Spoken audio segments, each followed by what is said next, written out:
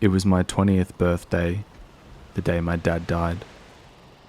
He'd been dead maybe 20 minutes, probably less, and my mum and sister had already gone in to see him, and I stayed behind, and they encouraged me to go in, just me and him, while he lay there on his deathbed. I was there next to him, and I didn't know what to do. I touched his hand and it was warm.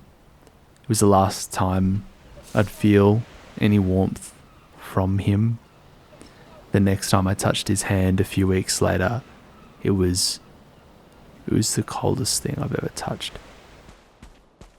When we finished at the hospital, we all came home, my mother, my sister and I, and came back to our home, and obviously we were all in shock, and I just did what I'd been doing when we got the call to go to the hospital, which was I was playing NBA 2K, and it was crazy that I could play a video game in that headspace after what I'd seen, what I'd been through. I was just completely in shock. But it made sense that I could switch off and escape somewhere I didn't have to deal with what I was dealing with. And I just remember how free that moment felt, that I could forget for that second. But I knew that my home, my life would just never be the same. And it wasn't.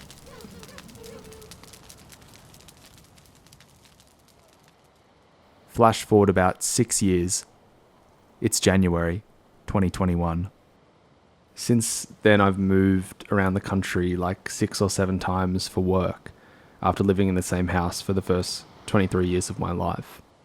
This year just got off to a really bad start. You know, my girlfriend had to return home to another city to deal with some really serious health issues and be with her parents. So I was left alone. And, you know, I'd already moved around so much. I was in a place that I didn't consider remotely home. And it was a struggle, you know. I already deal with anxiety and sort of waves of depression, and that really triggered a lot, you know. And in the midst of all of that and having to still work, you know, making videos for this channel was something that was less and less feeling like an escape and a way to get away from things, I guess. More and more it felt like a second job, like an obligation, and that was just absolutely exhausting, and I wasn't really happy when I was doing it, whereas I used to just be full of joy. So in the middle of multiple projects that I had on the go, I just made this decision to quit making videos for the channel, which was the first time I'd done that in the 5+ years that I've actually been making content for the channel. So it was a really big move, and I was really emotional about it because it felt like I'd just been completely defeated by things in my life, by my mental health, and it was a real low point for me. But within like hours of making that decision, I discovered this brand new Viking themed survival game that had just released into early access called Valheim.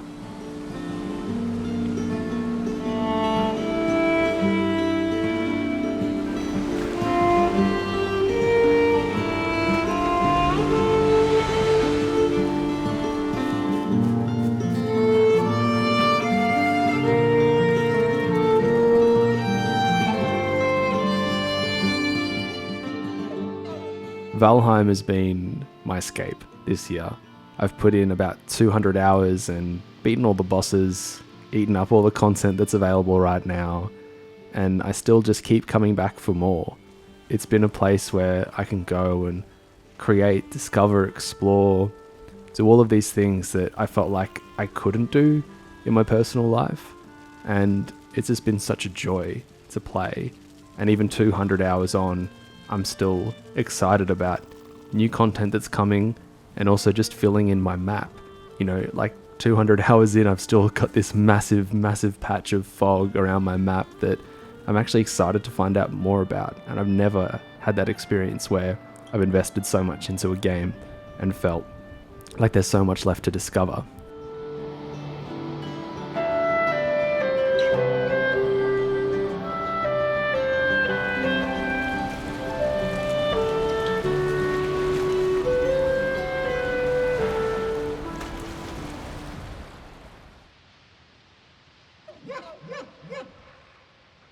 But after I did beat the final boss in the game, I did feel a sort of sense of aimlessness and wondering what was next.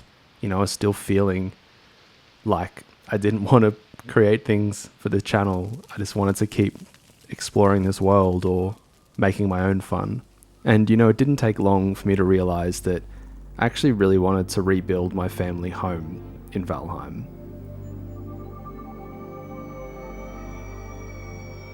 After my dad passed away, the home never really felt the same, and I lived in it for another maybe 3 or 4 years before leaving and moving all around the country. And, at this point, when I had the idea, I don't think I'd ever felt so far away from what it felt like to be in that house. And I just wanted to go back. It was that simple. I wanted to feel what it felt to be there again. I just wanted to channel that energy and remember, I guess, my roots to an extent. But it was also just because I loved Valheim so much. I mean, it's such a fun game, and it just felt like a neat way of creating a new goal for myself within the game.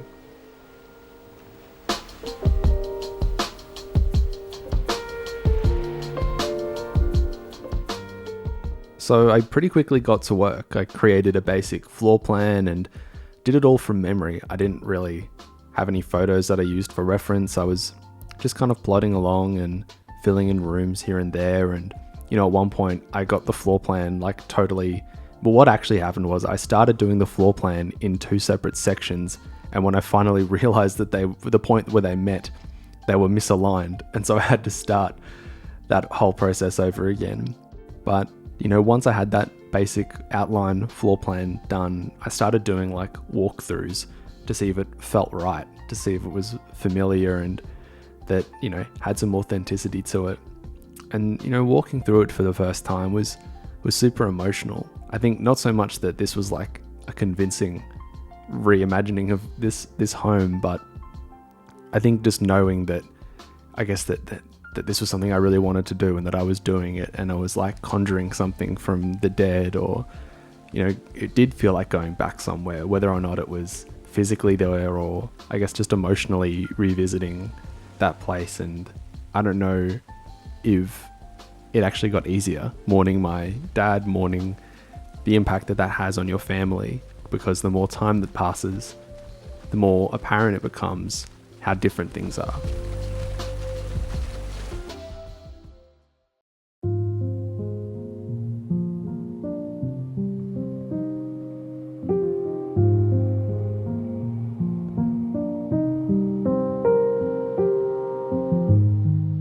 It really didn't take long to get the outside of the house sorted, but after a while it was time to start putting some stuff inside.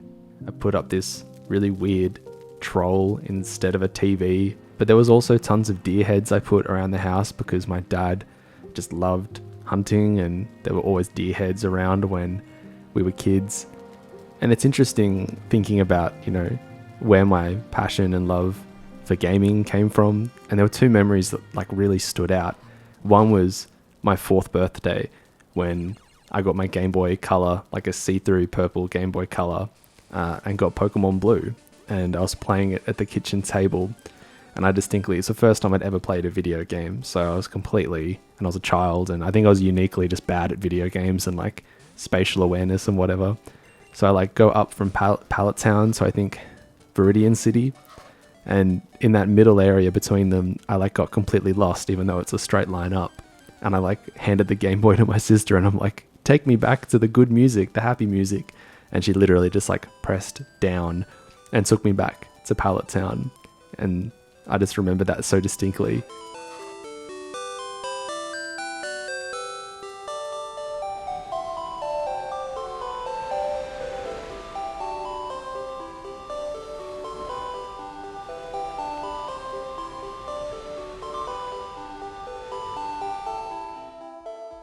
And the other one was one of the first times I ever played a console game, which would have been like a few years later.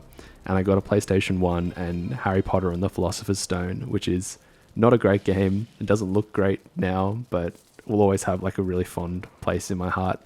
And I did this little like tribute to it in the Valheim home by representing like the 3 VGA cables, because I remember plugging the cables in, the red, yellow and white cables in to the TV, and just feeling like an absolute genius that I got it to work.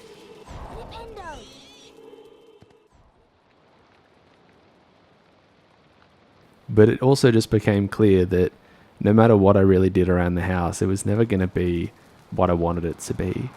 A lot of that home died along with my father, or at the very least, like what it used to be.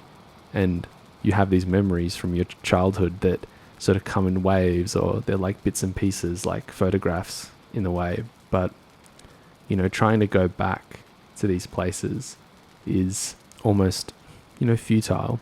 It's a nice gesture to build these places and try and go back, but at the end of the day, it's almost like an admission to yourself that the only way you'll ever be able to go back to things like this is by building it in like a video game.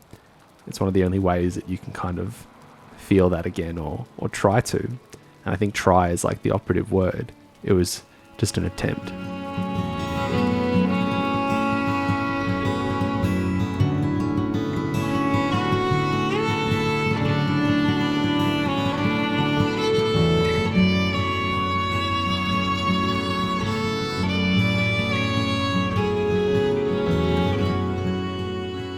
What you're listening to right now is an original piece of music that I commissioned from Valheim's own composer, Patrick Jarlestham. I initially just touched base with Patrick just to make sure I was okay to use his music in this video, and quickly I had a bunch of ideas come to mind about commissioning something original. The track is called Old Meadows, and essentially the idea is, if the original Meadows theme in Valheim was about a young explorer beginning their journey for the first time, this new track would be something different, about an older explorer at the end of their days, staring death right in the face.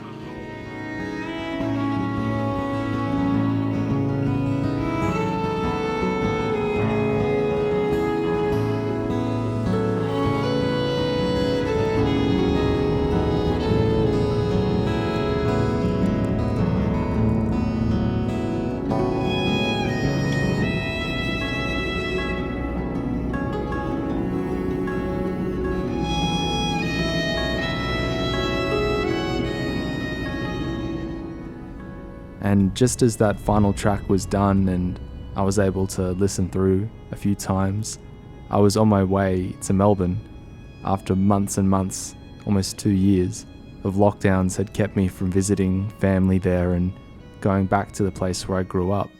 After seeing some people, I went off on my own and visited the very average beach near the place where I grew up.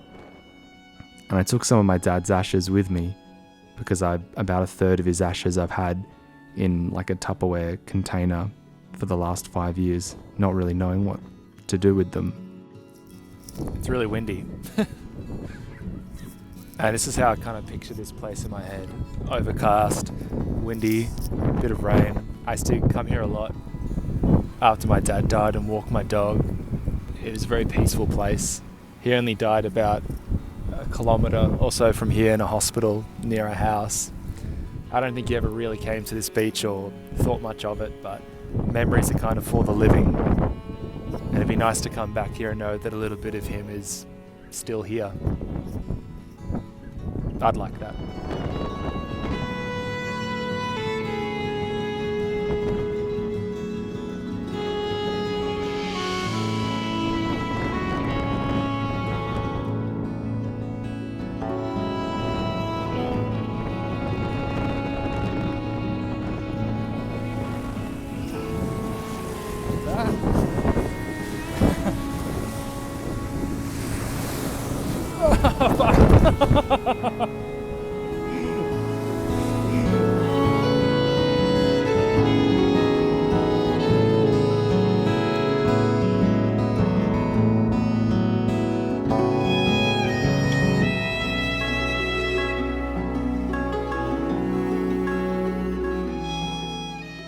grief isn't linear.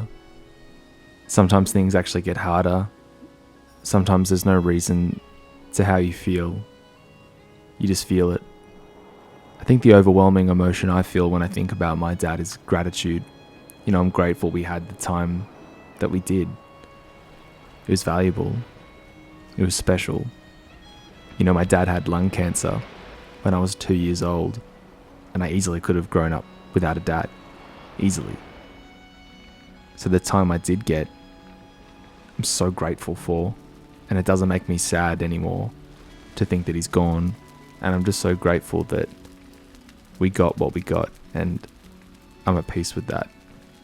I wrote this pretty short poem for my dad's funeral, and I don't even think I've laid eyes on it since the day I read it in the church on the day of his funeral. There is little to say of death, for death explains itself. There is much to say of rest, if rest may mend your health. There is time to waste if time remains, though when time runs out, memories will not change. Light from a dead planet will still reach Earth long after the light has scattered, never to return. There is little to say of love, for love knows no bounds. Every man shall have his castle, his family, his crown. I pray that you may be there, in spirit and in soul.